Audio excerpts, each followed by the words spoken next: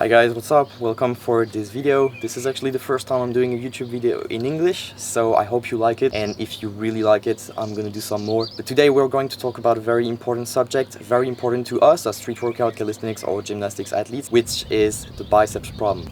We see a lot of videos of people tearing their biceps. This is a very difficult subject. There's a lot of person telling you that it's not possible to avoid it. You will never know when it will happen. It's just a lucky thing. I'm gonna tell you the opposite. I'm gonna explain you everything you never knew about the biceps. So stay tuned to this video. I really advise you to take a seat, take some notes. Don't hesitate to scroll back to the video to understand everything I will say, because this is super important to keep everything in mind and to be aware of this. When you will be training, it will save a lot of biceps, I'm sure of it. This is a very difficult subject, but I will try to make it as clear as possible. And so for illustrating everything, we have to build something before, and yeah, just let's build something I will explain to you a little bit later.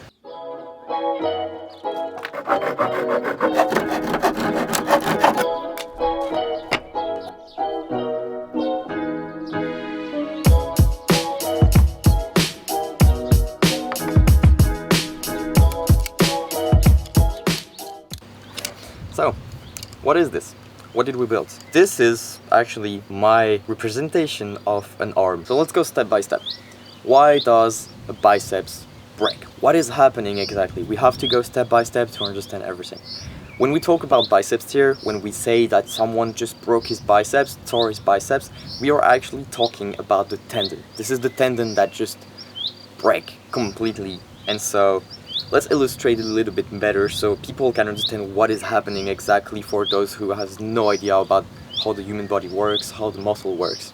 So up there, this is an image of a biceps. You have the muscle that can contract and shorten, or that can stretch and elongate. And then on each side of the muscle, the biceps, you have some tendon. The tendon, what is it? It's actually just a rope, basically, or resistance band that is attaching your muscle to your bone. So I'm gonna show you exactly how it works.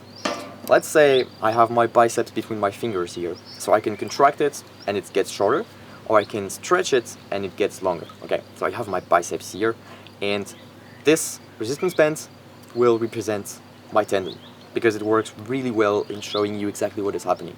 So I have my muscle, my tendon is attached to my muscle, and the other part of the tendon is also attached to the forearm, the bone right here.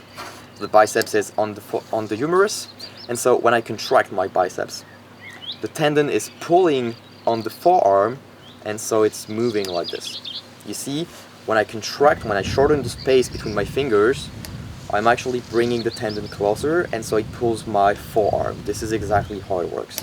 Okay, and so if you want to represent yourself a tendon, you really have to think like the tendon is a resistance band. And so if I pull the resistance band really far, you can definitely imagine that if I keep pulling it, I will break it, 100%. This is exactly what is happening with your bicep tendon. Some people think it's just bad luck. It doesn't, it happens by mistake, by chance, by wrong warm-up. It happens mostly biomechanically when the tendon is stretched so much that it's actually breaking. You can just think like, if I keep pulling it, I will break it. This is the same with your tendon. Let's get into this position again. This is where it attaches, and if by any chance I end up pulling a little bit more on my tendon, I put it in risk. This is exactly how it happens. There's some wrong and weird way to talk about the biceps tendon when it breaks, as not strong biceps, not strong tendon, you have to strengthen your tendon. This is not about strength, really. I understand what those people want to say, basically, but this is about elasticity. The more your tendon has elasticity, the better chance you will have to stay safe with your tendon. How do you get elasticity on your tendon? Your tendon is composed of collagen, and so you can complement yourself in collagen to get more elasticity, and so you will reduce a little bit the risk of breaking your biceps. So if you don't have collagen, I really highly recommend you to take it if you want to prevent some kind of injuries like this. For tendon, elasticity tendons, everything, you can actually take some on the Myprotein website, and you can use my code CLEMENTB for having some discount on the Myprotein website on collagen to avoid injuring yourself. So now that we know that when we stretch our tendon, we have a better chance of breaking it, we have to understand what are the positions, what are the moments where the tendon gets stretched, so we can be aware of when we have better chance of breaking our biceps. Let's take our example again. I have my biceps between my fingers. When it contracts, it gets shorter, etc. I have my tendon attached. Everything like before, when I contract my biceps, my forearms get pulled with this. Okay, take a look at the tendon right here, okay? When I contract my biceps, the tendon doesn't really move. It stays where it is. It doesn't stretch, it doesn't shorter. It stays the same because I'm moving the forearm with it, okay? But now, what happens if I contract my biceps, but I don't move my forearm? It means I'm contracting my biceps, but my forearm doesn't move with it. It stays the same. Look at the tendon. I contract my biceps, and my tendon gets elongated. So the more you contract your biceps, the more you will get a tendon that is stretched if you don't move your forearm. The more you shorten the biceps, the more you pull on the tendon. And the more you elongate your biceps, the more you disengage your biceps, the safer your tendon will be because the shorter it will be, so the less tension it will get. Super simple. Now we have to understand another thing. Step 3. Why is there more people breaking their biceps in supine grip, supine planche, supine Maltese than in any other grip? I'm talking, by the way, guys, about the elbow, the distal part of the bicep. I'm not talking about the shoulder. This is another subject. This is a little bit more difficult. I'll do more video about it if you're interested about it. But for now, I'm talking about this part of the bicep. Why is it more dangerous in supine grip? Some people think it's because the biceps is directly facing the floor, it's directly engaged, but it's not exactly what is happening. The real thing is in the action of the bicep. What are the main 2 actions of the biceps? The first one is elbow flexing. We saw together on our example that elbow flexing doesn't cause any problem because the tendon stays the same length. But the biceps is also responsible for supinating the forearm. You can see it there. When I'm supinating the forearm, my biceps is contracting, okay? My forearm doesn't really move, and my tendon gets longer, right? So if my tendon gets longer, it's like a resistance band, it gets longer, it has more chance to break, and this is why the biceps has more risk of breaking when you are in supine grip than any other grip. It's because when you are here into your planche, if you enter into supine grip, you will have a contraction of your biceps because your biceps is responsible of the supination, but your forearm won't move, and so you will look at the tendon, you will just stretch the tendon more. And so this is why you have more risk of breaking your biceps in supination. It's because the biceps get shorter and the tendon gets longer. This is the reason, the main reason nobody's talking about. It may look simple, I hope you understand it well, I hope it really seems really simple for you, because this is our base for everything that is coming just after. So, just a quick note, keep in mind that when people are sending me messages and they're telling me, yo, I'm trying to do a planche and supination, but I don't really feel my biceps. How can I feel my biceps? I try to feel my biceps. If you are actually trying to feel your biceps, you will try to engage your biceps. And what will happen if you engage your biceps? You will contract it. And if you contract it, you will shorten it. And if you shorten it, you are actually elongating the tendon. So this is a big mistake. To trying to feel your biceps while you're planching, while you're doing Maltese, is a big mistake. It will involve more of your biceps because of the position, but it's not necessarily because you need to engage it yourself to get more strength and to get better holds. It has nothing to do with it. If you try to feel your biceps in any of the skills you're actually trying to do, you will injure yourself. So don't try to feel your biceps, try to feel everything on your shoulders, not on your biceps. This is way safer here than here. So now that we know that when we contract our biceps, we put our tendon in risk if we keep the arm straight, what are the way that we can actually do supine grip, keeping our biceps pretty relaxed and keeping our arms straight? Because the goal will not to be to bend our arms to get less tension on the biceps. The goal resides somewhere else. So I'm gonna explain to you, and here we are entering into the really difficult things. I'm gonna explain you relative mobility. This is something super important to consider This is something that class, school, all over the world doesn't really explain. We go really fast over it, we don't really talk about it, while it's probably the most important thing, and I've been thinking about this a lot, and this is why now I am able to bring you a video that a lot of people thought that it's actually not possible to know where your biceps is gonna break. A lot of persons think it's genetics. I'm gonna end it and I'm gonna tell you that I found the solution. I know exactly why your biceps is breaking. So let's talk about relative mobility. Let's enter some movement. We have pronation of the forearm, okay, this is pronation. We have supination of the forearm. Supination activates my biceps, and so pronation disengage my biceps, okay? Engaging biceps in supination, pronation in disengage my biceps. If you're smart a little bit, you might understand that if I am more towards pronation, I will have less chance of breaking my biceps right here. Not talking right here, but the elbow. So if I get into pronation, I will disengage my biceps. Now, I won't move my humerus, okay? Look at the humerus. I will pronate my forearm, but I won't move this one. Let's pronate this one. The humerus didn't move, okay? This part didn't move. But we have to think differently. Okay, let's take an example. You're in a train, okay? You're looking at the window and you see that there's another train, and then suddenly you feel your own train moving, okay? You're perceiving your train moving back. But actually, you realize that it's not your train moving, it's the opposite. But you had the sensation that it's yours. It's relative movement, okay? You had another point, a reference point that were different. You were looking at the other train, so you think your train is moving while it's actually the other one. This is exactly the same thing. You think that this one isn't moving because this one is moving. But if we change a little bit of perception, if we get into pronation with this forearm and we don't move this right here, the humerus, compare, I'm telling you, compare in relation with the forearm, the humerus is in an externally rotated position. It's more externally rotated compared to the forearm. If I move this forearm into pronation, this moves theoretically into external rotation.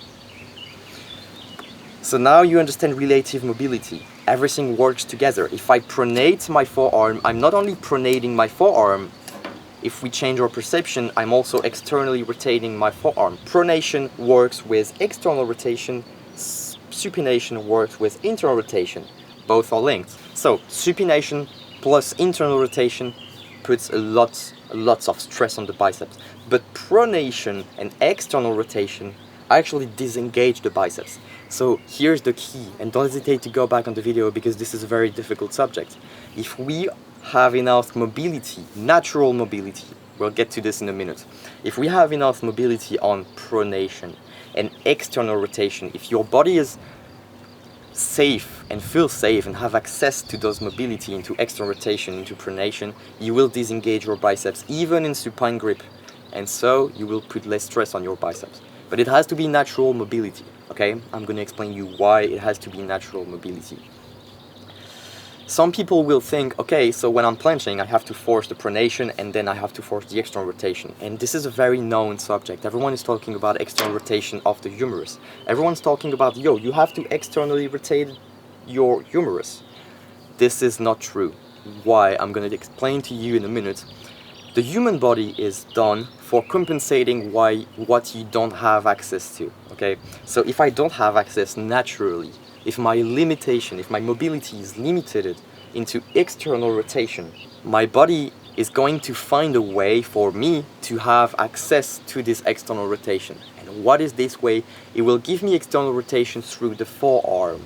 So if I don't have enough access of external rotation here, if I can't externally rotate my shoulder enough in planche, my body will get it through the forearm. And what is external rotation of the forearm? It's actually a supination, and it's actually an engagement of the biceps. So it's actually putting more risk onto your biceps. So if you lack external rotation of the shoulder, your body will find a way and will compensate it through the forearm, which will result in you trying to force your external rotation.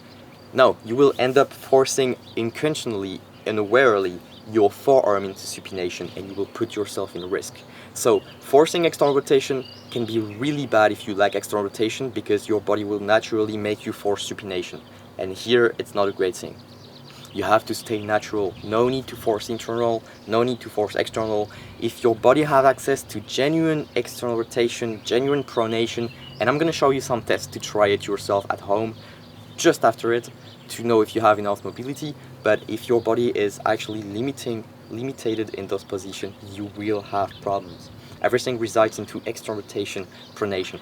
If you have great external rotation, great internal rotation, you will probably disengage your biceps a lot because your body will have a relative motion, relative mobility. It will actually be able, and you will be able to teach to your body how to move with those two things separately, which is great. But if you lack, you will move everything at once. You will have orientation, not mobility, not relative motion. This is relative motion. You can see I'm turning one way and the other way. But this is orientation. I'm turning everything in the same direction. When you are forcing external rotation, you are forcing everything into supination, everything into external rotation, and this is not what you want to do because you will really have a huge chance to break your biceps. Really, don't do this. Stop forcing the external rotation. This is not good. Now, if you want to get more information, if you want to get every exercise to get better external rotation, if you like external rotation, if you like pronation, I'm going to show you some tests in a minute. My programs that I sell on my website are actually designed specifically for relative mobility, for disengaging your biceps in planche and having less problems. And right now, you have huge discounts on the programs until Wednesday. You have until Wednesday, 15th of May, with huge discounts on the programs. For instance, the pack of the 2 programs for relative mobility that is checking all the body, everything, is at 95 euros instead of 134 euros, which is a huge discount, and you have it on all the programs. So if you want to make sure that you are actually getting proper mobility into your biceps, into your forearm, then I really encourage you to check my programs. And also be aware that if you have poor relative motion between your forearm and your humerus, you are also compensating through either this part of the forearm or this part of the elbow, and so you will actually maybe get some pain. If you have some pain right here, you probably have a lack of internal rotation, pronation, and the opposite on the opposite side. So my program is designed for elbow pain, for shoulder pain, for relative motion, and for avoiding breaking your biceps. So this is how you assess your external rotation. Lay on your back, knees either bent if it's comfortable, or if you're more comfortable with straight knees, it'll also work. Personally, I like to have bent knees. And you're gonna place your arm on the side at 90 degrees compared to your body, completely on the side, 90 degrees, not lower, not higher, and then you're going to bend your arms like this. So you stand in this position, don't have your head up, put your hand on the floor, and then the only thing you're gonna have to do is to let your hands go backward, and you are supposed to completely touch the ground without forcing. You just have to let your arm drop. This is super important. Let your arm completely drop. Don't force. If you feel like you're stuck here, the wrist motion doesn't count, by the way. It has to be the wrist. And if you feel like it's forcing on your scapula right here, and you have to force a little bit to get there right here, if you feel like you have to flare your ribs like this to get into the mobility, this is not a real test. You're compensating through other motion to get there. So be careful to be completely honest with you and to try your mobility. On the right side it's pretty good. I know on the left side I'm a little bit limited, a little bit more. There's another way of testing your external rotation. It will assess different range of motion. The first one I've just shown you is the most important one, but you can also try your mobility in external rotation like this. So place your arm on the side and let your arm drop. You are supposed to be about my mobility just in letting it drop. Like, you can touch the floor. I'm a little bit limited on this side. It's not the best mobility I have, but this one is the easiest to do and the most important one. So check your external rotation on both sides, and if you're limited, you can see, I'm gonna show you what it looks like when you are limited on one side and the other. I don't have a lot of limitation here, I'm gonna show you, but I still have that my arms drop, and you can see I'm not touching the floor right here. I lack a little bit, and if I try to force, I feel like it's stretching everything, and it's definitely not what I want. So this is your external rotation test. And if you want your pronation test, the only thing you have to do is place your arms, your elbow on the side of your body, okay? It's better to be sitting in chair, not like me, but I'm just illustrating. Placing your elbow against you, thumbs up. Be careful to not move your thumb like this. You have to keep your thumb completely steady and straight and just move through your forearm into pronation.